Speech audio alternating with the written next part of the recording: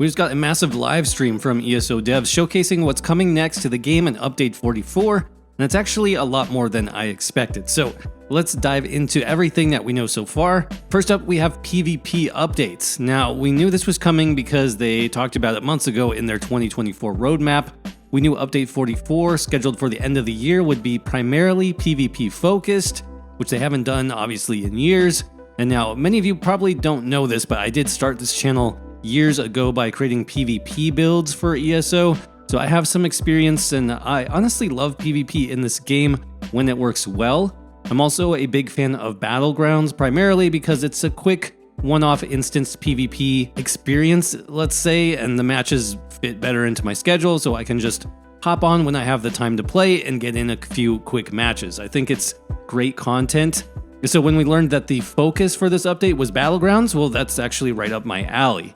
And what I didn't realize though was that this update was going to completely rework how Battlegrounds function, basically from the ground up. So the main change here is the shift for BGs going from, 4 versus 4 versus 4, or essentially 3 teams, all thrown against each other, to a much cleaner 2-team format. So this does mean that the Stormlords are now gone, and all that remains, according to combat lead designer Brian Wheeler, will be the Pit Demons and the Fire Drake teams. So right there, Battlegrounds are now going to be more streamlined moving forward, and I think that format will probably play a lot better.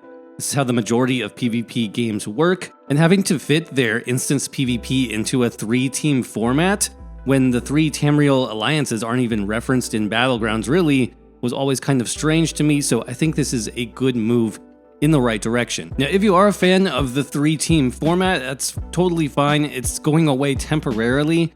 We discovered when Update 44 drops to make room for this new 2-team format, but Brian did mention too that it would return at some point in the future, probably in a different form, but also that they will bring back 3 teams at times for special events. And by the way, if you're wondering when this is all happening, Update 44 we learned goes live for ESO on October 28th for PC and Mac, and then November 13th for consoles, so coming up pretty quickly. But with that new 2-team format for Battlegrounds, there's a lot more variations now in terms of game mods, maps, and even team size.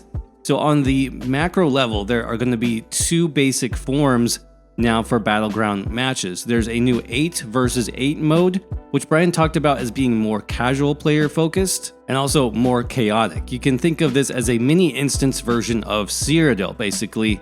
These games will be on an entirely new maps that are also bigger than typical Battleground maps to accommodate more players. But then there's also the new 4 versus 4 mode, which is for more serious competitive gameplay. There's also a new queue system for this, obviously, where you can queue for either style of game, 4 versus 4 competitive or 8v8 casual. And you can also no longer queue for solo or group matches. I'm not sure that this means that groups cannot queue in 4 versus 4 competitive. Brian didn't really mention that in his demo, so we'll just need to wait for more information to find that out. So there are also 7 brand new maps coming in this release specifically for these Battleground matches. Again, all these are focused on 2 teams only, so it should open up some more possibilities quite a bit in terms of map design, and the ones we were shown I actually did like. First, we were shown a city map with a lot of tight corners and alleyways, so it almost felt like a smaller version of Imperial City. It should be a lot of fun to play. Then there was another larger castle map for the 8 versus 8 game mode, as well as a forest or like jungle type level. And again, 7 new maps in total for this that they've been working on designing for a long time. Now, we do know that power-ups are going to be returning to Battlegrounds as well, but with more options this time. So we saw a speed boost power-up, as well as a damage boost power-up, and he mentioned a 500 ultimate boost power-up as well. And by the way, Brian also mentioned that when you grab a power-up, it has an AoE effect now, so it can also give its bonus to teammates or even enemies in the nearby area, so you need to be strategic on when you actually activate this. Now, in terms of game modes, we do know also that Capture the Relic is going away, at least for those 4v4 competitive matches. Chaos Ball is returning, but instead of 1 Chaos Ball, there will be now up to 3, and these do a lot more than just deal damage to you and nearby players. Some Chaos Balls we were shown actually come with built-in transformation effects, like this werewolf behemoth, for example, or a vampire lord as well, where you can use those special abilities, though obviously toned down quite a bit in terms of damage to fit the PvP environment. All this will be available in the more casual focused 8v8 matches, as the focus there just seems to be about bringing in as much fun and chaos as possible on a larger map scale. For the 4v4 competitive matches, Brian mentioned that those would be primarily focused on deathmatch for the main game mode there, as that would be the best way for players to determine their competitive advantage. There will be a new leaderboard as well, but only for the 4 vs 4 competitive matches, not for the 8v8 Battlegrounds, and MMR will continue to exist, but again, only for the 4v4 competitive environment. And in case you were wondering, procs will continue to be allowed for Battleground matches, and CP will still be turned off at least for the time being. Oh, and there are 6 new PvP sets sourced from Battlegrounds as well. Brian showed off a few, nothing too crazy looking, and mostly having to do with CC immunity and such, as you would expect from PvP sets. But that's about it in terms of the Battlegrounds update. We'll get more details, I'm sure, next week, because the update 44 PTS is due to release on Monday, and we'll have a full review of the new PvP content then via those patch notes.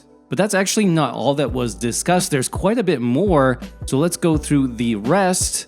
Starting with a few general updates. ESO Plus, for example, is now going to give us 10% bonus AP and Telvar rewards, so if you're an ESO Plus subscriber, that is going to be something to keep in mind. This was a surprise to me, but there is also a completely new Grimoire skill coming out in Update 44 for Scribing, which looks really cool.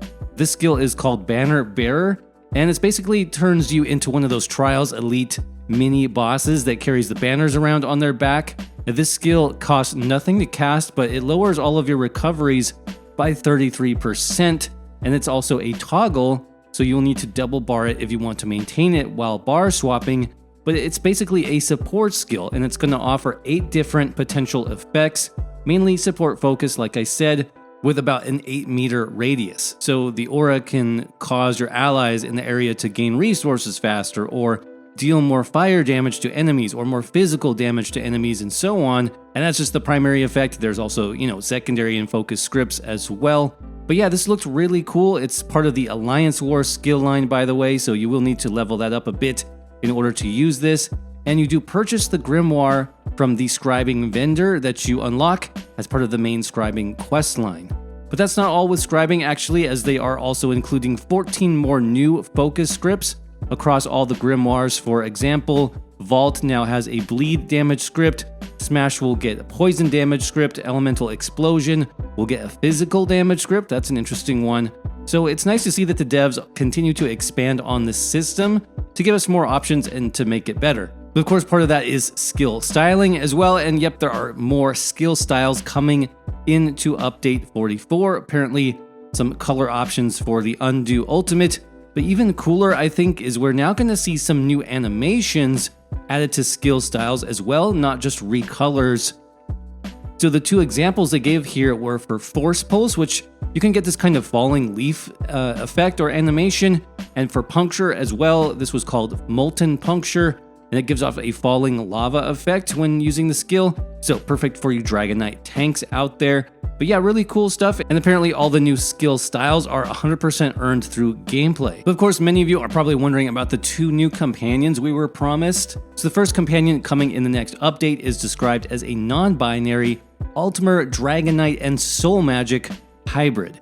So basically, if you're not familiar with companions or how they work in ESO, typically they've followed one class when it comes to sourcing their skills, but this companion is going to be different, obviously, as they have a mixture of Dragon Knight and Soul Magic abilities. Apparently the DPS skill line is more of the Soul Magic focused one, while the rest are similar to that of the DK. Now I get that they were going for something different here, and I'm guessing that the DK skills that they source will be different, hopefully, from Bastion's skill set. But yeah, I was kind of hoping for something different, maybe something not class-based, since all of the other classes will be represented here, especially once we talk about our second new companion, which is going to cover the Necromancer class. Something else that would have been cool, I think, would be if we could have had a customizable companion of some type. But yeah, I'm guessing that's probably pretty difficult to pull off. By the way, this companion's non-combat benefit affects lockpicking, specifically by increasing your lockpick duration for all lock types, which is actually going to be pretty nice, especially for finishing up those master locks. The second companion is that Necromancer that I mentioned, a Khajiit Necromancer actually, who looks pretty impressive. I think this is going to be one of my favorites. His story sounds really interesting, and I love his overall look. He was also described as a Khajiit warrior, so he wears heavy armor, carries a two-handed greatsword, plus apparently his take on necromancy skills is a bit different, so I can't wait to check that out. Oh, and his non-combat ability here is basically Keen Eye for heavy sacks, so that should be super helpful. Awesome perk idea there. But now we'll get to how these companions are sourced, which is definitely an interesting choice.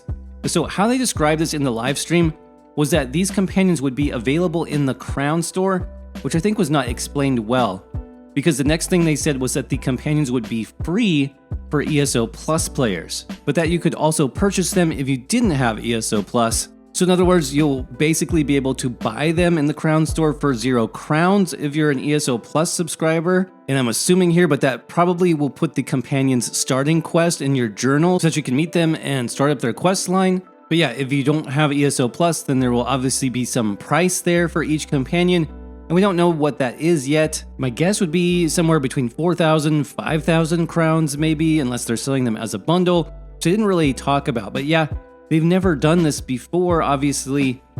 All we can really compare it to is like the NPC vendor or banker, but obviously that's a different type of companion. So I would definitely say stay calm, reserve your judgment for now until we see exactly what they will cost. But also if you have ESO Plus, then you don't have to worry about it and you'll just get them for free. So that is ESO Update 44 in a nutshell. Like I said, there was a lot to unpack here, so hopefully getting all this organized for you in a video was helpful. And if it was, do me a favor and crush that like button. It is absolutely appreciated. And let me know what you think of this latest update down in the comments section below. I'll have more coverage next week once that PTS patch goes live. And thanks again for watching. Everybody, one of the best features of HTM is our YouTube membership community, where you can unlock some really amazing perks for supporting the channel. Our level 2 membership called the Elite Squad is where I recommend you start, because this unlocks tons of members only builds and guides that you won't see anywhere else on YouTube. That's because each of our members only builds are handcrafted to be completely unique, off meta, and give you access to something really fun, powerful, and easy to play. For example, the Solo Death Knight build focuses on insane self-healing and resource regeneration available to the Necro class in ESO, while the Unkillable Arcanist build focuses on channeled effects that buff your damage mitigation and shields for easy survival. We have the Unkillable Werewolf build focused on pure heavy attack carnage, and one of my favorites, a no-class skills Barbarian build, which focuses completely on two-handed abilities and is now supplemented with Scribing skills, so it feels like a completely new class of its own. And these are just some examples of all the unique content on offer, and we're always updating and adding to this list every month. Plus, each members only build also comes with an exclusive written guide only for channel members to make these even easier for you to build yourself. But of course, that's not all you get. We also have loyalty badges, which will appear next to your name in YouTube, plus early access to videos and access to our members only Discord, so you can ask questions and chat with myself and other players in our community. So if that sounds good to you, just click on that join button right beneath my video in YouTube to get started, and make sure to select the Elite Squad option to unlock those exclusive videos. Or go to hacktheminotaur.com/members for more information and to see the full list of absolutely everything you can unlock.